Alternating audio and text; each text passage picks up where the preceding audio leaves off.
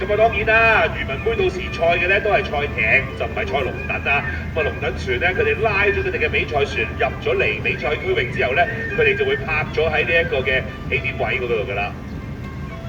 不過同時間望到起點位咧，開始有啲水花四濺嘞喎，亦都啱啱聽到咧就係法師號令，即係話第2場嘅18區杯賽事已經咧就係展開咗㗎啦。啱啱講清楚啲，係第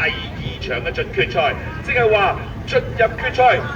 最後嘅2個名額將會喺呢一場嘅賽事決出。喺6支嘅隊伍裏邊，只係有最好成績嘅2隊可以獲得晉級決賽嘅資格。即刻同大家介紹下第2場準決賽嘅6隻艇啊！最靠近岸第3線嘅有九龍城區，第4線有東區，第5線屯門區，第6線中西區，第7線葵青區，同埋第8線嘅離島區。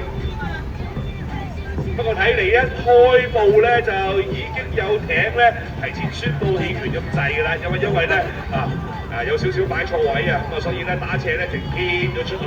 直情好似係想即刻上岸咁啊。不過啱咧就係擺翻正，但係名次上嘅較為落後啦，就係第3線嘅九龍城區啊。不過睇一睇前面先，暫時1、2名嗰個形勢咧唔算太明顯。雖然而家7線嘅葵青區咧好似就帶咗個龍頭出嚟，